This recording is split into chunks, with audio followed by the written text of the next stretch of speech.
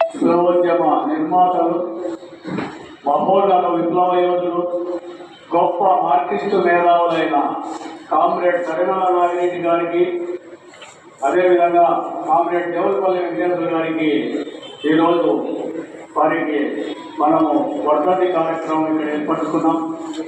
ఈ కార్యక్రమానికి కొత్తగా వచ్చిన ముఖ్యులు మనకు చాలా ముఖ్యమైన వ్యక్తి, నాగిరెడ్డి గారితో పరిచయం ఉన్న వ్యక్తి జట్టి జయరాం సార్ గారికి విప్లవ వందనాలు తెలియజేస్తున్నాం. అదేవిధంగా వేదిక మీద ఉన్న గ్రామీణ పేదల సంఘం భాస్కర్ గారికి, స్టేట్ నాయకులు భాస్కర్ గారికి, ఓపీడీఆర్ రాష్ట్ర నాయకులు బాలు గారికి, భారత చైనా మిత్రమండలి అజయ్ రెడ్డి గారికి విప్లవ వందనాలు తెలియజేస్తున్నాం. అదేవిధంగా ఈ కార్యక్రమానికి గ్రామాలకు వెళ్ళి కరపత్రం ఇచ్చి ఆహ్వానించిన వెంటనే ఈ కార్యక్రమాన్ని మనసులో పెట్టుకుని ప్రతి గ్రామం నుంచి సమయాన్ని కూడా ఆలోచించకుండా రాత్రి అవుతుందే మేము ఇంటికి పోతే ఇంటికి ఎట్లా పోవాలా అనే ఆలోచన కూడా చేయకుండా గ్రామీణ ప్రాంత ప్రజలు నాగిరెడ్డి గారి కార్యక్రమాన్ని జయప్రదం చేయడానికి వచ్చిన మీ అందరికీ పేరు పేరున విప్లవ వందనాలు తెలియజేస్తున్నాం.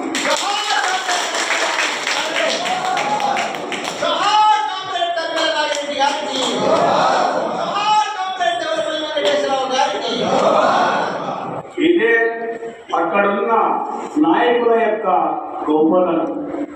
వారు సంపన్నమైన ఇళ్లలో పుట్టారు. వారు రాజభోజనాలు తిని బంగారు ఉయ్యాల్లో ఊగాల్సిన వ్యక్తులు వాళ్ళు. కానీ ఈ దేశం కోసం, మన కోసం, భూమి కోసం, భక్తి కోసం, ఈ దేశ విముక్తి కోసం సర్వము దారిపోశారు. కటికి నేలలో పడుకున్నారు, కంకర రోడ్లో నడిచారు, అనేక సార్లు జైల్లో మొక్కినారు. వాళ్ళు పెట్టిన అన్నాన్ని తిన్నారు, వాళ్ళు పెట్టిన బాధలు భరించారు. ఎవరి కోసమో తెలుసా? మన కోసం, మన బాబు కోసం. వాళ్ళ ఆశయం ఒకటే, ఈ దేశంలో సమానత్వం కావాలా, దున్నేవాడి చేతిలో భూమి ఉండాలా, పని చేసే కార్మికునికి ఎల్లప్పుడూ పని ఉండాలా, ఆ పనికి తగ్గట్టు వేతనం ఉండాలా, చదువుకున్న వారికి ఉచితంగా విద్య ఉండాలా, అనారోగ్యానికి గురైన వారికి ఉచితమైన మేలైన వైద్యము కావాలని, అదే కాకుండా ఈ దేశంలో చదువుకున్న వారికి ఉద్యోగం, దున్నేవారికి భూమి, ఎందుకంటే దున్నేవారికి భూమి ఎందుకు కావాలని ఆ రోజు నాగిరెడ్డి గారు అంటే ఈ దేశంలో, దేశమే కాదు ప్రపంచవ్యాప్తంగా రైతు ఉత్పత్తిదారుడు, ప్రపంచవ్యాప్తంగా రైతు ఉత్పత్తిదారుడు. రైతు ఉత్పత్తి చేసిన పంటే పరిశ్రమలకు కూడా వెళ్తుంది. రైతు పత్తి పండిస్తాడు, చెరుకు పండిస్తాడు, పొద్దునీళ్ళకు పూలు పండిస్తాడు, చెడికాయలు పండిస్తాడు, ఓట్లు పండిస్తాడు, అనేకమైన నిత్యావసర వస్తువులు పండిస్తాడు. అందుకే ఆ రోజు రైతు అభివృద్ధి దశలో ఉండాలని ఆ రోజు వాళ్ళు కోరుకున్నారు. అంతేకాకుండా కామ్రేడ్ కరిమల నాగిరెడ్డి గారు ఒక మాట అన్నాడు, గ్రామీణ ప్రాంతాలు పల్లెలు పట్టణానికి పట్టి కొమ్మలు అన్నాడు. కాదా? పల్లెలు లేకపోతే పట్టణం ఉందా? గ్రామాలు లేకపోతే ఉత్పత్తి ఉందా? గ్రామాలు లేకపోతే శ్రమికులు ఉన్నారా? గ్రామాలు లేకపోతే కార్మికులు ఉన్నారా?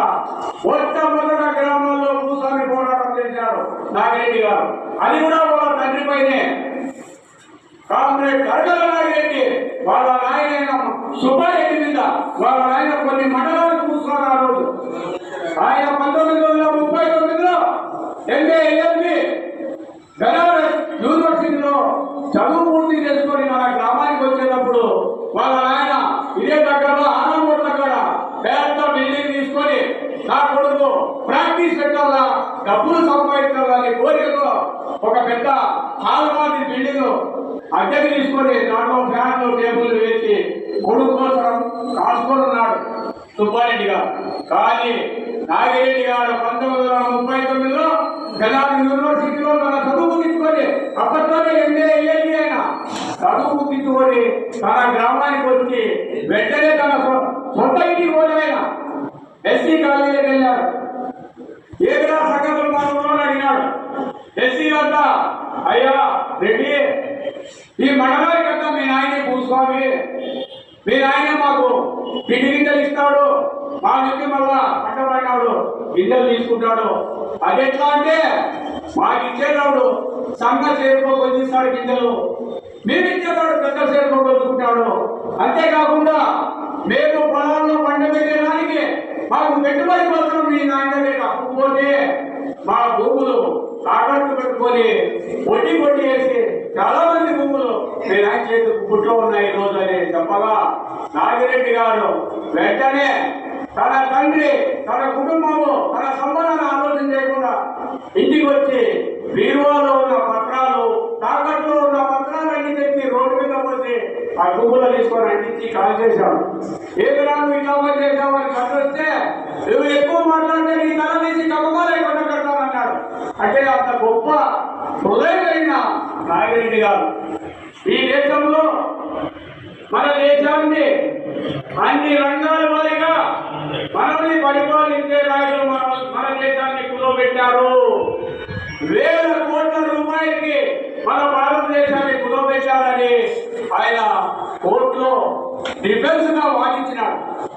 కానీ ఆయన చెప్పింది వాస్తవం కదా. ఈరోజు ఆ రోజు వేల కోట్ల అప్పు చేసినప్పుడే నాగిరెడ్డి గారు ఈ భారతదేశాన్ని కుదోబెట్టారని చెప్పగా ఈ రోజు 160-170 లక్షల కోట్లు